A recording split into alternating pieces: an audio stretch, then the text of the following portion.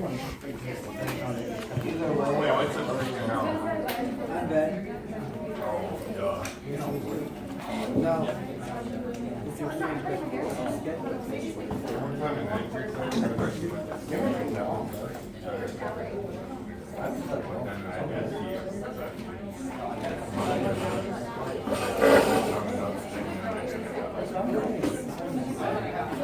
not one.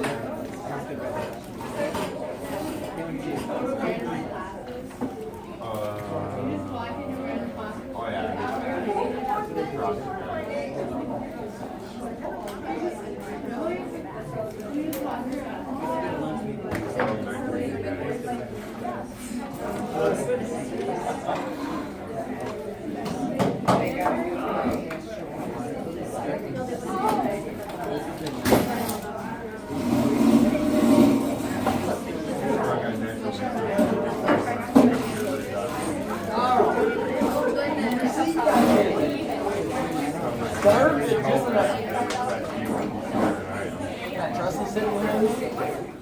Hey, did you finish that 5-paragraph essay yesterday in that class? How much did you do? We wrote like 5 things on the sheets of paper that we got the person to write things on. And then I wrote like 2 lines on the paper. And then Kyle turned his in, so I turned out many other projects. It's next to me. Jared was drawing. He watched the whole time on the paper. And then he goes, what time? And he goes,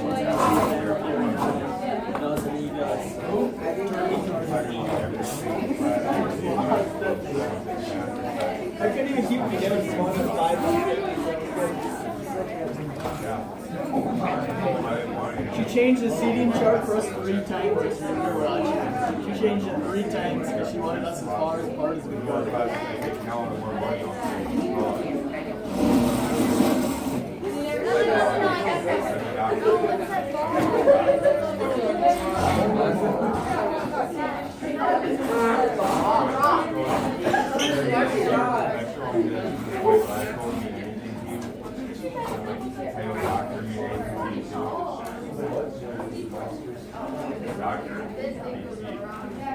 I'm serving these spots for one here, right?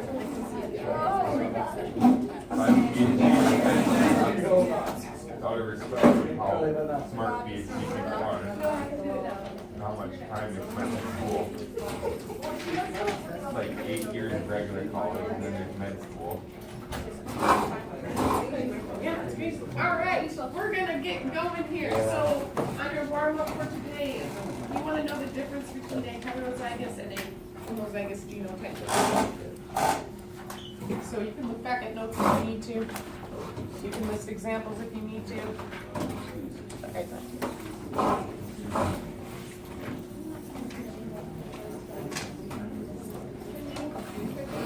yes, absolutely. Turn in your syllabus if you have it. You can also turn in your traits if you have it. Friday, yes.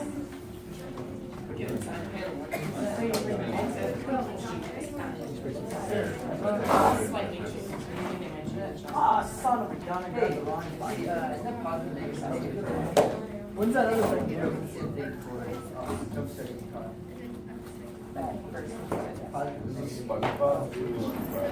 Paul. What things are due? What did you say was due today? There's a lab due today? That human traits activity. Looked at all our human traits.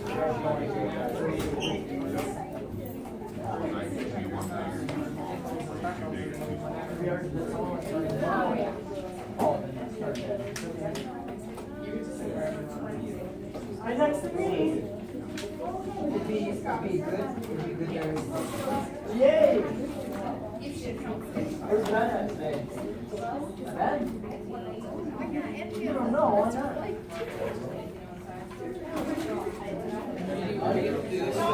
No, that's okay. Your buddy? I remember doing that.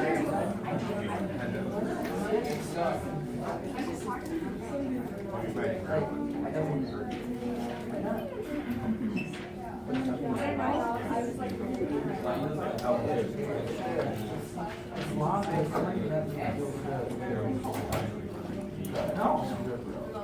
right, so if we have to describe the differences between heterozygous and homozygous, how could we do that? What's one thing that makes heterozygous and homozygous different? Time to think.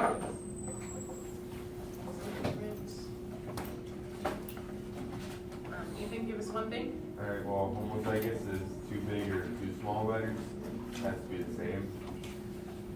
Great. Sophia? For heterozygous, it can have both dominant and recessive. Nice. Something different? Well, I was just gonna say that anytime it's heterozygous mixture, it's Very good. How else can we describe those? Yes, Michael? Homozygous is purebred, and heterozygous is just hybrid. Yes?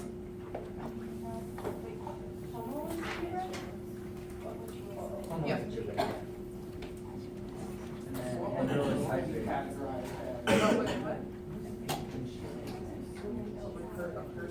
What? And where does this happen?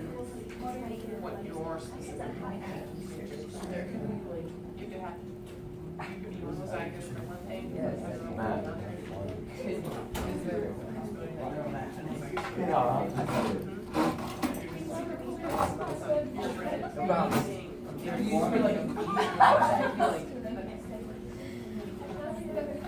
Not necessarily. Gonna lead to gigantic and strong, but in my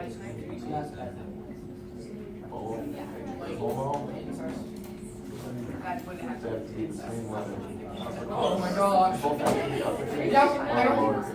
But if we're talking about plants, that's no big deal.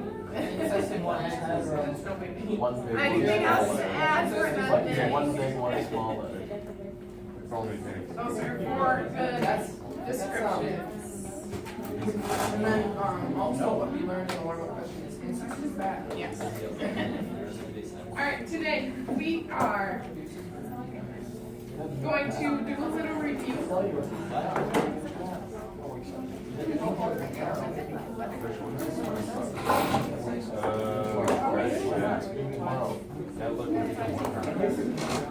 I'm going to give you a little more work time for your bikini bottom genetics packet. If you're done, I will give you some additional Punnett square work just to practice. I'll show you a brief video clip. So this unit, I'm going to show you several. Focus. Okay. During this unit, I'm going to show you several different genetic issues or controversies that go on. So the first one I'll show you today is people that are allergic to the sun and how that comes about. And then the very last thing is you get to be parents today and we'll be creating offspring. Yes. Here's our plan for our calendars. There's a few things that weren't on there. A lot of you already turned in the student trades lab, so if you're one of those people that still has it, that thing turned in.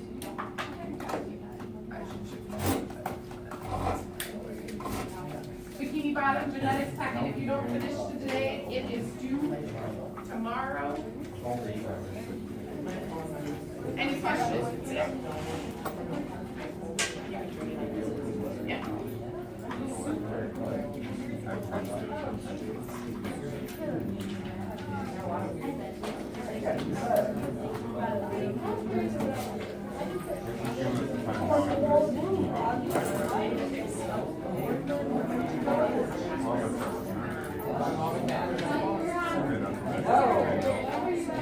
I know, right? I thought.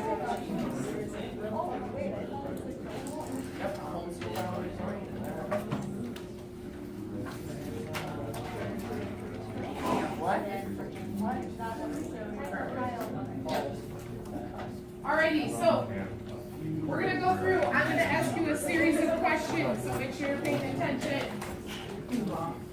We're just gonna review some of the terms that we covered and some basic Punnett squares, okay? So the first thing,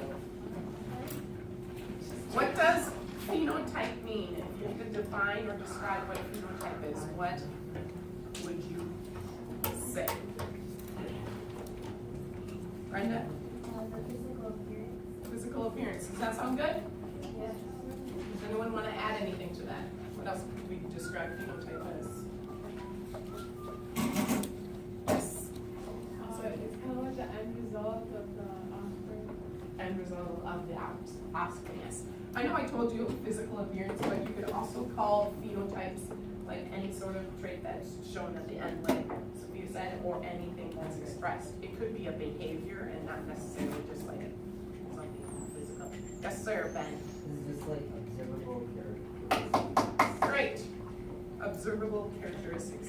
So that's phenotype. What does genotype mean? You have to describe what genotype is. What would you say? Even? It's letters or actual codes for genetics that go into things. Does that sound good? Oh yes, that sounds great.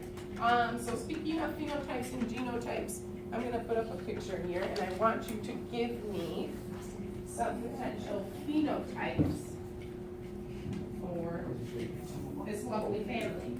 Oh, it's here. Dominant genes. Except it's, Deep. except it's the, So, based on this family, what is a phenotype that we could use for them? Like the Oh my god.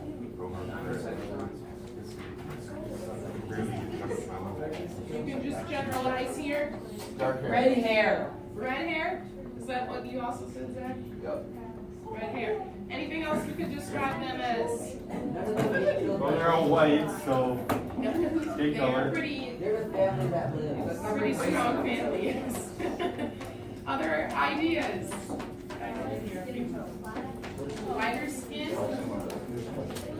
Right on that very They like green. light the color green, that is a fair phenotype thing, maybe that's their favorite color. Somehow got that.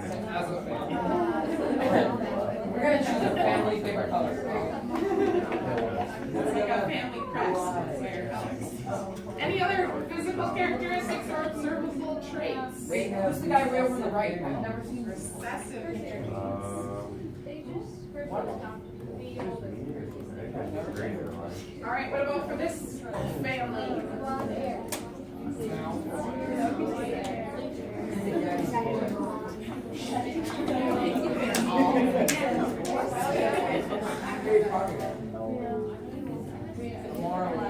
All right, so I heard blonde hair, what else do we got? Evil. Caucasian. Those go hand in hand. What? Any other? Snake lovers. Strange. All right, so those are our phenotypes. If I were to give you a genotype, big T, big T, what is a way we could describe that? Big T, big T. Gina?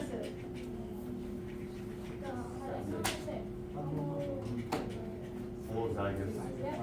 Homozygous, so she's getting through it. Yes? This guy's a purebred. It's purebred. Anything else? Dominant. Fantastic. If I gave you one that's big T, little t, what could you describe that as? Heterozygous. Anything else? Hybrid, right? So you might see one, you might see the other, but they mean just about the same. Okay? And the last one, what's little t described as? Homozygous. Recessive, right? Anything double small is recessive, good. Is that hybrid or purebred? Purebred. Everyone okay with those, for the most part? We'll practice some more. So, if we know that tall is dominant to short, this is the same thing for humans and for plants. The tall gene is dominant over the short gene. If we have a dad that is heterozygous for being tall, what would his genotype be? Somebody raise their hand. No. If we have a dad heterozygous for being tall. What is a potential genotype for who needed the dad? Heterozygous for being tall.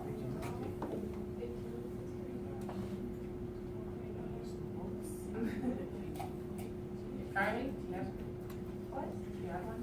I was gonna say tall, but I don't know if that's a good What genotype would you give it? What is heterozygous? It was hetero, or is it big deal? Big T, little t, do you agree? Yeah. Oh my God, I heard some people up here, but she's really taking that long. All right, so we got dad is big T, little t. What if mom is short? What is her genotype? What if mom is short? Yes, what size? Little.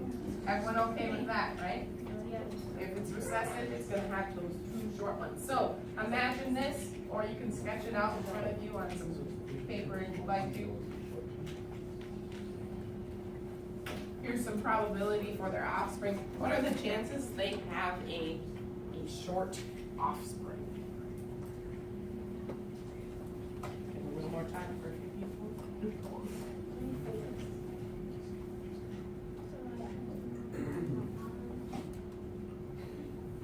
Elizabeth, what do you got?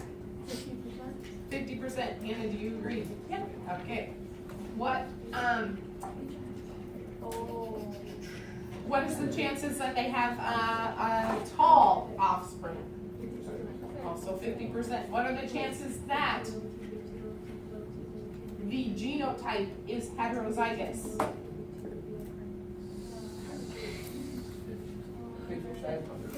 50% also, yes, this is an easy, everything's gonna be 50% in this case, right? Genotypes and phenotypes.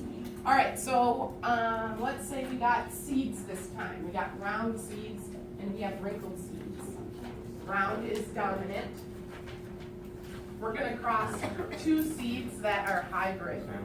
What is a genotype that we can give those seeds? If they are hybrid and round is dominant and wrinkled is not dominant, aka recessive. What's a genotype we can give them? It's hybrid. That means hetero, so what genotype could we give it? Whatever you want. Big Z, little Z. Big Z, little z, all right? So both seeds are gonna be big and little. Getting crazy with our letters, right? So here is how I'm going to represent the differences between those. All right, imaginary cross, or you can sketch it out in front of you.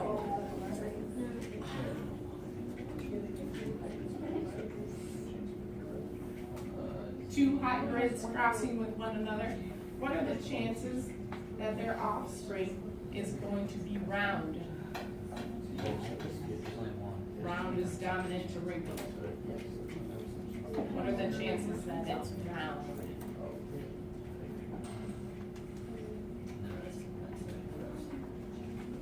No, it's 75. 75. Couple votes for 75? Pretty easy. So let's draw it out. Oh, yeah, because the big, all right.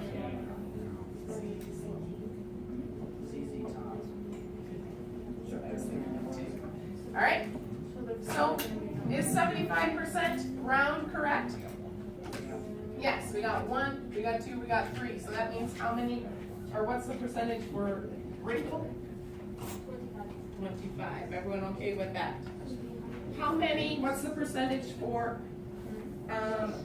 homozygous genotypes? What's the percentage for homozygous genotypes out of those offspring? And what do you got? 50%. Which ones are homozygous? Those are the same, all right? So our left top corner and our bottom right corner. Does that look good? We're okay with that? Yes. Okay, so I'm going to give you more time to work on your bikini bottom packet. If you're done, here's some basic ones, and they also do some inside out funded squares where they give you the center and you gotta figure the outside. I mean, some of it's tricky, some of it's very easy. So if you're done, you can use one of these. If you're not done with your Candy Bottom packet, keep on trucking away, I'm gonna be limited now. This is a nice sort of. So, Practice makes perfect. Practice makes.